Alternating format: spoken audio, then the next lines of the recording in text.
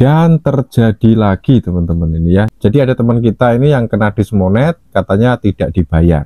Namun percayakah kalian dengan hal itu?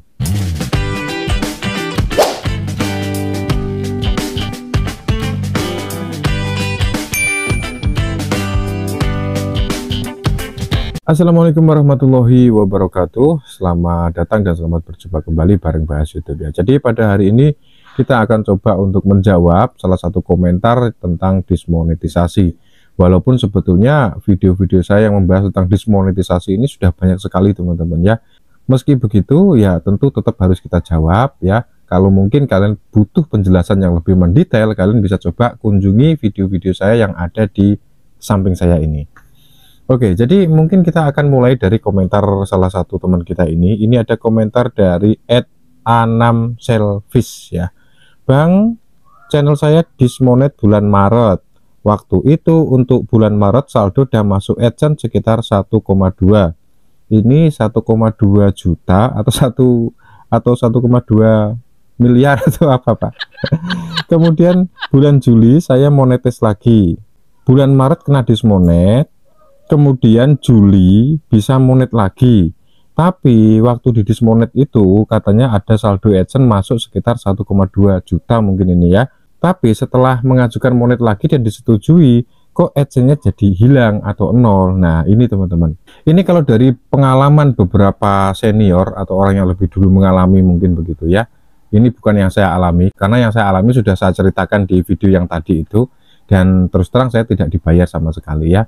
Cuma teman-teman, saldo saya waktu itu memang belum masuk ke Google AdSense. Kalau pengalaman dari teman-teman yang lain itu katanya kalau saldo itu sudah masuk ke akun Google AdSense itu harusnya pasti dibayar ya. Tapi kok teman kita ini enggak gitu loh. Kalau yang terjadi pada saya dulu, channel saya itu kena dismonet, penghasilan saya itu belum ditransfer ke akun Google AdSense, jadi masih di YouTube Studio. Ya, jadi mungkin itu bisa dianggap wajar karena memang belum masuk ke akun Google AdSense. Nah, teman kita ini dia sudah masuk ke Google AdSense penghasilannya. Akan tetapi ketika dia mengajukan monetisasi kembali dan disetujui, tapi ternyata saldonya malah nol. Kalau tidak salah dulu pernah ada yang tanya teman-teman ya, tanya ke forum bantuan YouTube, katanya saldo yang sudah masuk ke Google AdSense itu memang tidak dibayarkan, katanya uangnya itu dikembalikan ke pengiklan. Namun kalau misalnya kita mau berpikir lebih sedikit lebih kritis lagi gitu ya, jadi kok bisa gitu ya uangnya yang sudah masuk ke Google AdSense dikembalikan lagi ke pengiklan, sedangkan iklan produk mereka itu sudah ditampilkan ke video-video kita sebelumnya. Jadi iklannya sudah tampil, tapi duit yang sudah para pengiklan bayarkan ini dikembalikan lagi karena akunnya didismonet. Harusnya kan tidak begitu teman-teman ya. Harusnya karena produk mereka juga sudah ditampilkan di YouTube kita, di iklan yang ada di YouTube kita, tentunya ya kalaupun tidak dibayarkan ya dikasih separuh lah ya gitu ya. Itu mungkin kalau pemikiran kita ya, tapi kita juga tidak tahu karena rata-rata ketika kita mengajukan monetisasi itu kan kita hanya setuju gitu ya, checklist setuju kan gitu kan, tidak kita baca klausulnya itu seperti apa. Makanya buat teman-teman yang mungkin baru memenuhi syarat untuk mengajukan monetisasi, alangkah baiknya semua klausul itu dibaca ya kalau memang kalian punya banyak waktu. Tujuannya apa? Agar kalian itu bisa tahu, paham dan mengerti apa perjanjian yang ada dalam kontrak sebagai partner YouTube tersebut, agar nantinya jika suatu saat terjadi sesuatu yang seperti ini, itu sudah bisa kita pahami kira-kira yang salah itu kita atau pihak YouTube-nya kan begitu.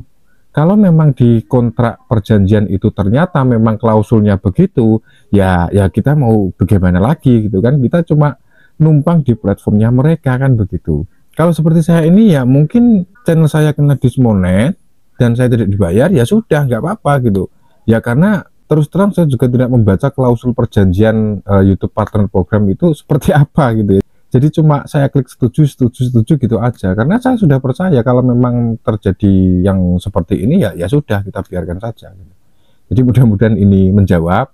Sekali lagi saya ulangi, jawabannya itu menurut beberapa pengalaman dari orang-orang yang sudah mengalami itu katanya nggak dibayarkan karena uangnya dikembalikan ke pengiklan gitu ya, tapi nggak tahu juga yang sebetulnya. Oke, jadi mungkin sementara itu teman-teman, mudah-mudahan ya ada yang bisa diambil manfaatnya dan mudah-mudahan ini juga jadi pengetahuan dan pengalaman baru untuk kita semua. Terima kasih yang sudah berkenan menonton sampai detik ini. Sampai jumpa di video selanjutnya dan wassalamualaikum warahmatullahi wabarakatuh.